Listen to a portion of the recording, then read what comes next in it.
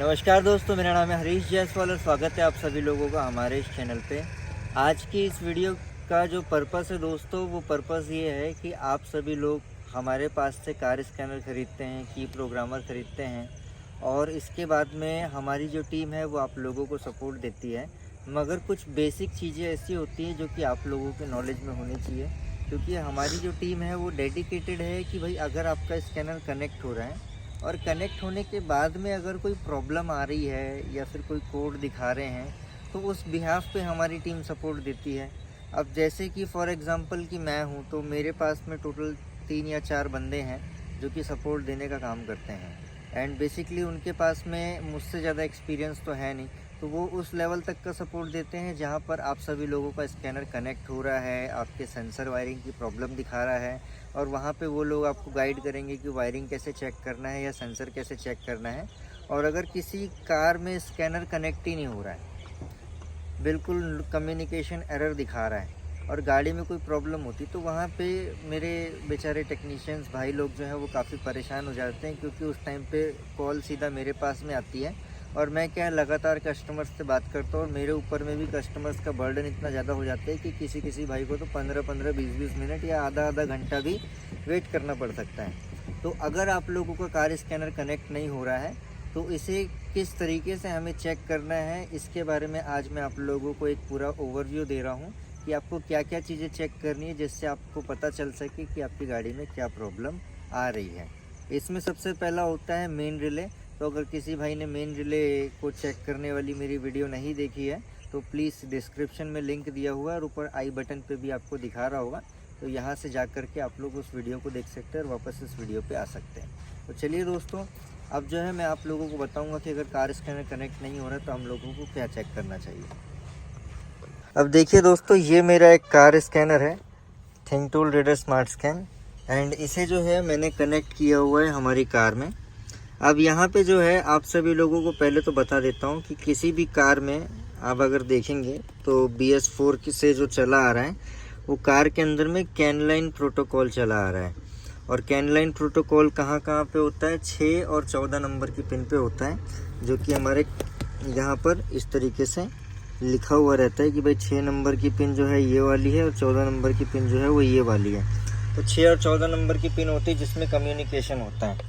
अब अगर आपका कार स्कैनर जो है वो कनेक्ट होने पर ऑन नहीं हो रहा है, चालू नहीं हो रहा है या उसमें चार्जिंग नहीं दिखा रही है, अलग अलग कार स्कैनर में अलग अलग होता है। जैसे कि ये जो है इसमें स्कैनर कनेक्ट करूँगा तो ये ऑन हो जाएगा और जैसे ही मैं इस स्कैनर को डिस्कनेक्ट करूँगा, कुछ इस तरीके से अगर मैं इसे डिस्कनेक्ट कर दूँगा तो मेरा स्कैनर बंद हो जाएगा।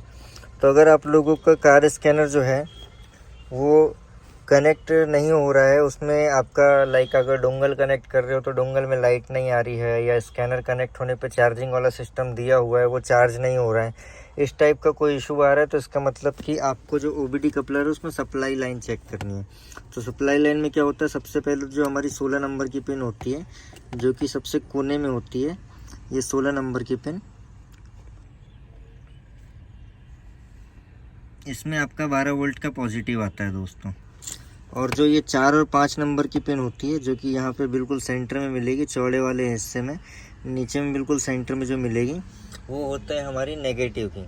तो जो 4 नंबर की पिन होती है वो हमारा बॉडी का नेगेटिव होता है, बैटरी का नेगेटिव होता है, और जो 5 नंबर की पिन होती है वो हमारा ECM का नेगेटिव होता है, इसमें ECM से नेगेटिव आता है। तो अगर आप लोगों का स्कैनर ऑन नहीं हो रहा है या फिर वो चार्ज नहीं हो रहा है तो आपको सबसे पहले तो ये चेक करना है कि मेरा बैटरी पॉजिटिव और नेगेटिव आ रहा है कि नहीं आ रहा है। अगर ये नहीं आ रहा है तो आप लोग इसको डायरेक्ट भी दे सकते हो, बैटरी से भी दे सकते हो, मेन रिले से भी दे सकते हो, किसी फ्यूज से भी दे सकते हो, कोई प्रॉब्लम नहीं है।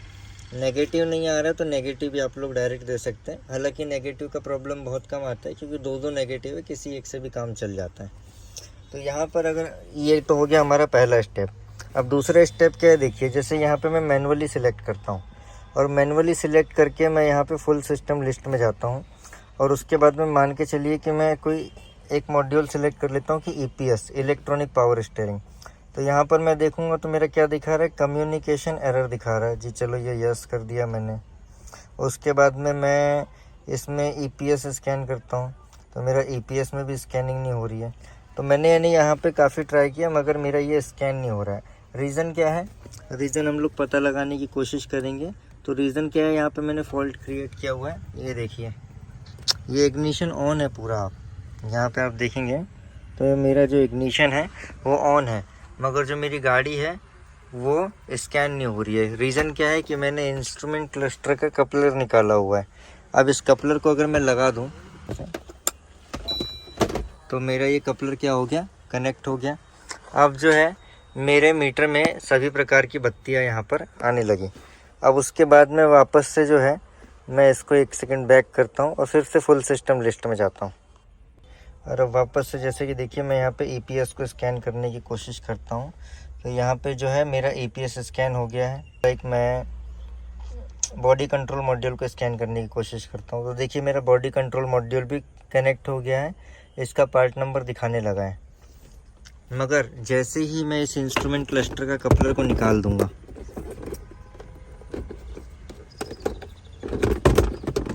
तो अब देखिए आपके सामने स्कैन हो रहा था, गाड़ी ऑन है। वापस से मैं बैक करता हूँ और अब देखिए वापस से मैं इसको स्कैन करता हूँ, तो अब जो है मेरा स्कैनिंग नहीं हो रहा है, क्योंकि ये 1 से 2 सेकंड के अंदर में ही पकड़ लेता है कि मॉड्यूल कौन सा, उसका पार्ट नंबर कौन सा है।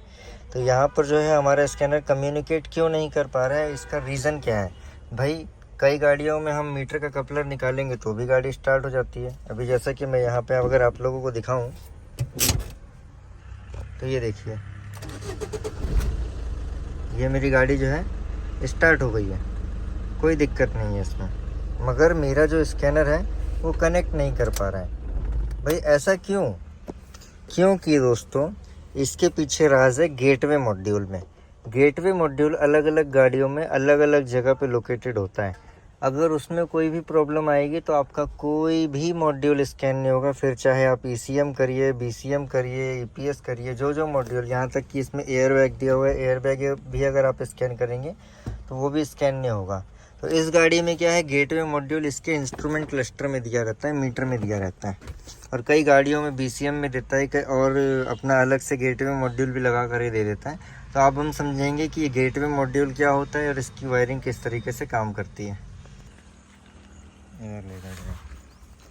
देखिए दोस्तों, ये जो होता है ये हमारा मान लीजिए OBD कपलर है। अब OBD कपलर में क्या है, 16 नंबर की पिन जो है उसमें प्लस 12 वोल्ट आ रहा है ना, बैटरी से। और उसके बाद में 4 और 5 नंबर की पिन दी रहती है, इसमें क्या आता है, नेगेटिव आता है। और उसके बाद में 6 और 14 नंबर की पिन मिलेगी आपको ठीक ऊपर और नीचे में।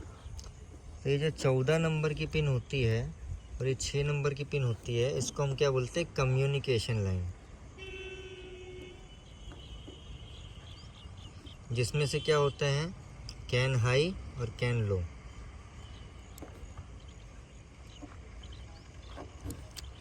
कैन हाई और कैन लो, ये 2 कम्युनिकेशन वायर है। यही कम्युनिकेशन वायर है जिसके ज़रिए हमारा स्कैनर ECM से कनेक्ट होता है। और यही कम्युनिकेशन लाइन होती है जिसके ज़रिए सभी प्रकार के मॉड्यूल एक दूसरे से कम्युनिकेट करते हैं। तो पहले की गाड़ियों में क्या होता था कि ये जो कम्युनिकेशन लाइन है ये जाकर के ECM में कनेक्ट हो जाती थी, और ECM में कनेक्ट होने के बाद में वहाँ से फिर इमोबिलाइज़र BCM में कनेक्ट होती थी। मगर अभी की जो डेट में जो मैं देख रहा हूँ आफ्टर 2015, मैंने बहुत सी गाड़ियाँ देखी है, ऑलमोस्ट सभी गाड़ियाँ देखी हैं। उसमें क्या होता है, उसमें क्या दे दिया जाता है, गेटवे मॉड्यूल दे दिया जाता है।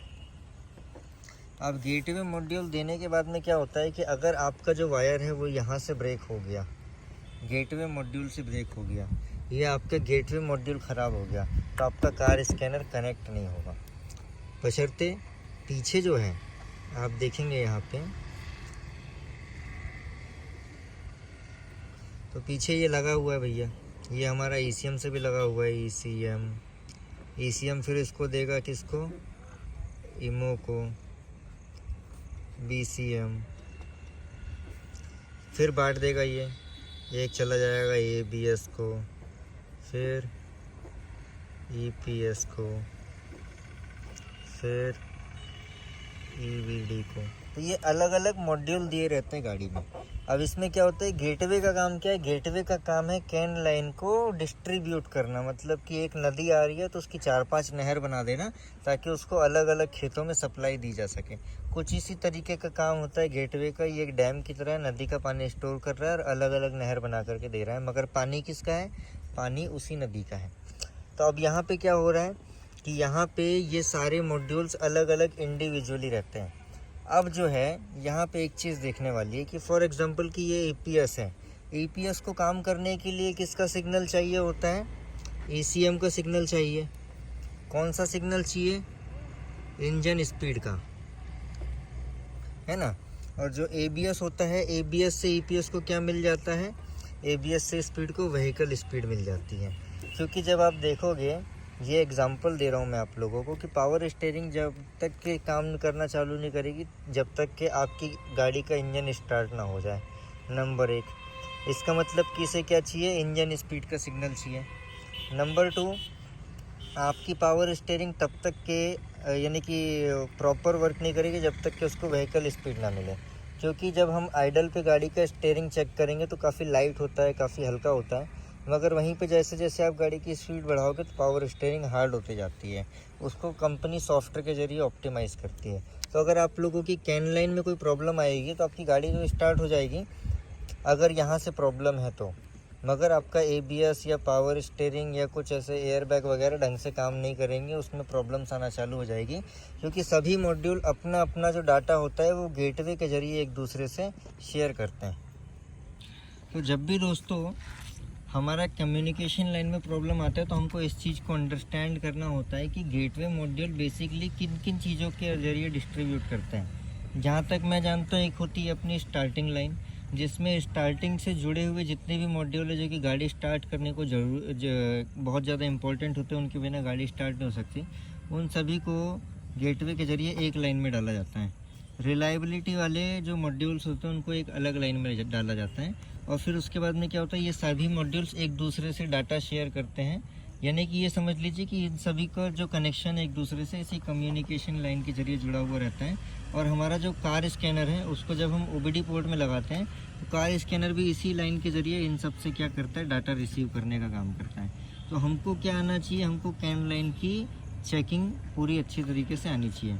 अब यहाँ पे एक चीज़ मैं आप लोगों को बता दूँ कि कैन लाइन क्या होता है। अगर आप मल्टीमीटर से चेक कर रहे हो तो 2.5 वोल्ट का आपको दोनों में करंट देखने के लिए मिलेगा। इससे पहले मैंने सेंसर टेस्टर से कैन लाइन चेक की वीडियो बनाई है, आप लोग चाहें तो उसको भी रेफ़र कर सकते हैं, ऊपर आई बटन में आप लोगों को दिखा देगा।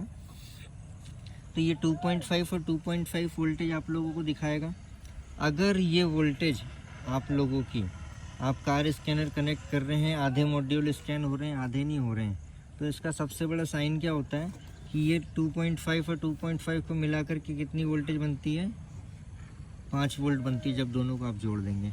तो अगर किसी मॉड्यूल का एल लाइन या फिर एच लाइन यानी कि कैन हाई या कैन लो में प्रॉब्लम आएगी तो 5 वोल्ट जो पहले दोनों में बराबर बराबर बटा हुआ है ये कम ज़्यादा हो जाएगा। मतलब कि किसी एक लाइन में 1 वोल्ट हो जाएगा, किसी में 4 हो जाएगा, किसी में 3 और 2 का कॉम्बिनेशन आप लोगों को देखने के लिए मिलेगा।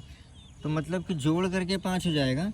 और ऐसे देखोगे तो आपका 2.5 वोल्ट नहीं है बल्कि ऊपर नीचे है, बैलेंस ऊपर नीचे हो गया।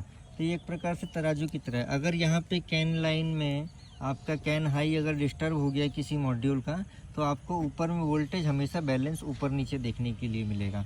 यानी कि किसी में 1 वोल्ट तो दूसरे में 4 वोल्ट, इसमें 3 वोल्ट तो 2 वोल्ट इसमें हो जाएगा। तो इससे हमको ये समझ में आता है कि यार इंटरनली जो है आप लोगों का यहाँ पे कहीं ना कहीं किसी न किसी लाइन में प्रॉब्लम है। उसको पहचानने का सबसे अच्छा तरीका, जब मैं कार स्कैनर कनेक्ट करूँगा तो वो मॉड्यूल जिसका कैन लाइन का प्रॉब्लम आ रहा है वो स्कैन नहीं होगा। मान के चलो कि बीसीएम में प्रॉब्लम आई है तो बीसीएम स्कैन नहीं होगा, ईपीएस में प्रॉब्लम आई है तो ईपीएस आपका स्कैन नहीं होगा, बाकी सारे मॉड्यूल स्कैन होंगे। तो इस तरीके से क्या है, हम लोग पता लगा सकते हैं कि किस मॉड्यूल में प्रॉब्लम है या किसकी कैन लाइन में प्रॉब्लम है। और इसको कैसे पता लगाते हैं, इसको पता लगाते हैं कंटिन्यूटी से और वोल्टेज चेकिंग मेथड से। तो चलिए हम देखते हैं कि ऐसा क्या हुआ था इंस्ट्रूमेंट क्लस्टर निकालने पे जिस वजह से हमारी गाड़ी जो है उसमें स्कैनिंग नहीं हो रही थी।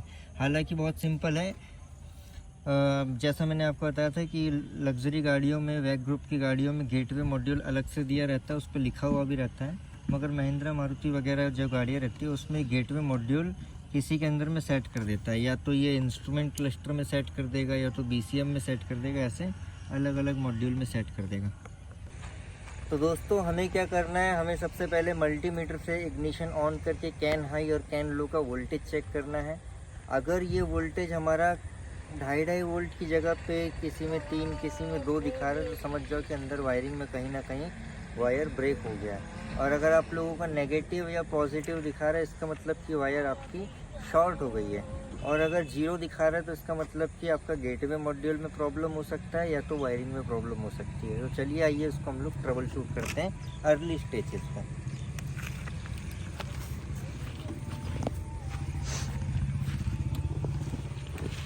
अब यहाँ पे देखिए दोस्तों, मैंने इंस्ट्रूमेंट क्लस्टर का कपलर निकाला हुआ है, ओके। और अब जो है, अब मैं चेक करूँगा भाई कि मेरे ये यहाँ पे कैन हाई और कैन लो में कितना वोल्टेज आ रहा है। जी ये मैंने ले लिया मल्टीमीटर, ये मल्टीमीटर लेकर के इसको मैंने सेट कर दिया जी, वोल्टेज पे मैंने सेट कर दिया है। इसके बाद में जो है सर एक मिनट आप आइए, ये पकड़िए, इसको मैंने लगा दिया नेगेटिव पे और ये मेरा मल्टीमीटर लगा हुआ है। अब ये ऑटो रेंजिंग मल्टीमीटर इसलिए ये MV में रीडिंग दिखाता है। तो MV में रीडिंग दिखा रहा है, इसका मतलब कि आपका जो है ये वैल्यू मैटर नहीं करती है, वोल्टेज में दिखाना चाहिए। अब देखिए दोस्तों, यहाँ पे जो है मैं OBD कपलर में 16 पिन में इस चीज़ को चेक करता हूँ। ये मैंने 16 नंबर की पिन पे लगाया और जैसे ही मैंने लगाया तो मेरे मल्टीमीटर में कितना आ रहा है, 12 वोल्ट का पॉजिटिव आ रहा है। इसका मतलब कि ये मेरा मल्टीमीटर जो है सही रीडिंग दिखा रहा है। अब मुझे क्या चेक करना है, मुझे कैन हाई और कैन लो चेक करना है। तो देखिए दोस्तों, ये मैं कैन हाई में लगा दिया। कैन हाई में लगाने के बाद में भी देखिए यहाँ पे जो है मेरा 2.5 वोल्ट नहीं आ रहा है, ये माइक्रो वोल्टेज आ रहा है। माइक्रो वोल्टेज मतलब कि कुछ नहीं है, इसको आप 0 मान लीजिए क्योंकि ये ऑटो रेंजिंग मल्टीमीटर है। अब नीचे वाले में मैं देखता हूँ तो नीचे वाले में भी मेरा माइक्रो वोल्टेज इसमें दिखा रहा है, तो इसका मतलब कि इसकी भी कोई वैल्यू नहीं है। अब जो है मैं क्या करता हूँ, हमारे इंस्ट्रूमेंट क्लस्टर को लगा देता हूँ। हाँ जी, ये मैंने इंस्ट्रूमेंट क्लस्टर को लगा दिया। इंस्ट्रूमेंट क्लस्टर को लगाने के बाद में हम देखते हैं दोस्तों, अगेन देखिए ये मैंने लगाया और ये मेरा कितना आ रहा है, देखिए 2.6 दिखा रहा है, मतलब कि वही 2.5 वोल्ट के आसपास में दिखा रहा है। और फिर नीचे वाले में मैं देखता हूँ तो इसमें देखिए, इसमें मेरा दिखा रहा है 2.4 दिखा रहा है। तो ये मल्टीमीटर के आउटर रेंजिंग है, इसलिए 0.5 की जो वैल्यू है वो हल्की फुल्की ऊपर नीचे होती है। बट हमारा क्या आ रहा है, कैन हाई और कैन लो में 2.5 वोल्ट आ रहा है। क्यों आ रहा है, क्योंकि ये जो वायर है हमारी, ये जो कैन हाई और कैन लो की वायर है, ये कहाँ से जुड़ी हुई है, सीधा इंस्ट्रूमेंट क्लस्टर से जुड़ी हुई है।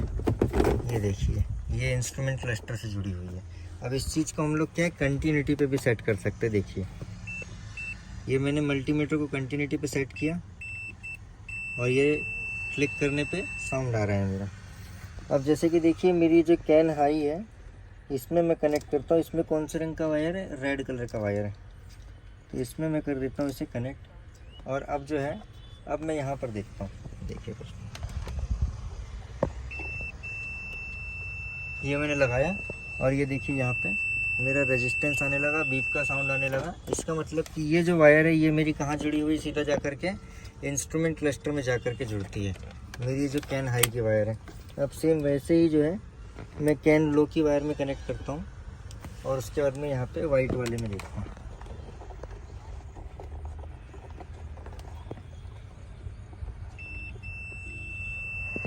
और यहाँ पे देखिए मेरे मल्टीमीटर में रेजिस्टेंस आने लगा।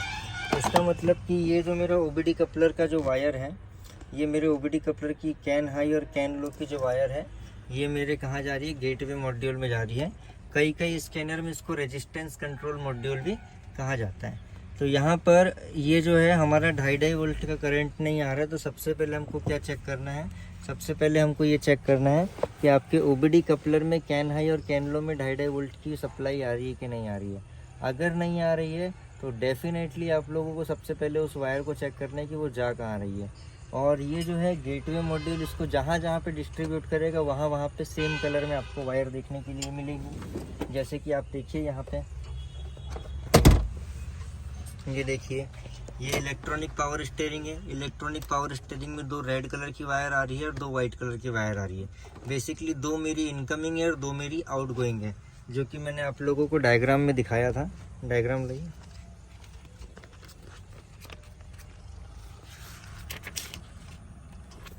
यहाँ पर जैसा कि मैंने आप लोगों को दिखाया था कि भाई गेटवे से ईपीएस में सप्लाई आई और ईपीएस से फिर दूसरे मॉड्यूल में चली जाती है। तो इसका मतलब कि यहाँ पे भी क्या हो रहा है, यहाँ पे जो इंस्ट्रूमेंट क्लस्टर ये गेटवे है, गेटवे से सप्लाई यहाँ पर आती है और यहाँ से फिर दूसरे मॉड्यूल में चली जाती है।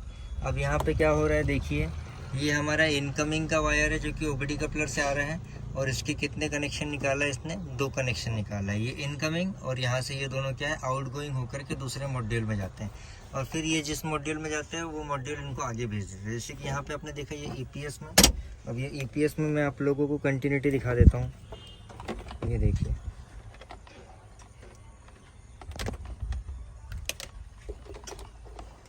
ये मैंने लगा दिया और ये मैंने लगाया और ये मेरा कंटिन्यूटी यहाँ पे आने लगा।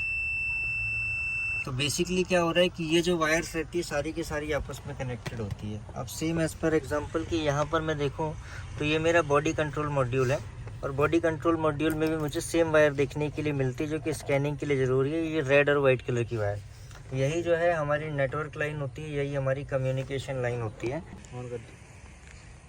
सो बेसिकली दोस्तों, कभी भी आप लोग कहीं से भी कार स्कैनर परचेज़ कीजिए, चाहे हमारे पास से कीजिए या फिर इंडिया में किसी भी सेलर के पास से परचेज़ कीजिए, कम्युनिकेशन लाइन का नॉलेज आप लोगों के पास में होना बहुत ज़रूरी है। क्योंकि आप लोग कार स्कैनर कनेक्ट कर रहे हैं मगर हर कार में एक जैसी कंडीशन नहीं होती है। कुछ कार में मेन रिले में प्रॉब्लम आती है जिस वजह से ECM ऑन नहीं होता है और आप लोगों की गाड़ी जो है वो स्कैन नहीं हो पाती है।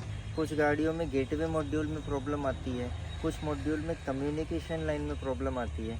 मैंने अभी आप लोगों को जो ओवरव्यू दिया है इसमें बस इतना ही कंक्लूजन है कि कैन हाई और कैन लो में आपका 2.5 वोल्ट का करंट आना चाहिए, 2.5 वोल्ट का, और साथ ही साथ में ना पॉजिटिव आपका 12 वोल्ट आना चाहिए ना नेगेटिव आपका आना चाहिए, अदरवाइज़ इसको हम लोग शॉर्ट मानेंगे। 0 भी नहीं होना चाहिए। और इसके लिए हम लोग क्या करेंगे, इसके लिए हम लोग पहले सभी मॉड्यूल से कैन लाइन की कंटिन्यूटी मल्टीमीटर से चेक कर लेंगे, नंबर 1। नंबर 2, आप लोगों का जो मॉड्यूल है कार के अंदर में जो लगा हुआ है उसकी कंडीशंस वगैरह को चेक करेंगे, तभी जाकर के हम अपने कार स्कैनर को कनेक्ट कर पाएंगे। और मेक श्योर कि ओबीडी कपलर में पॉजिटिव और नेगेटिव आना चाहिए।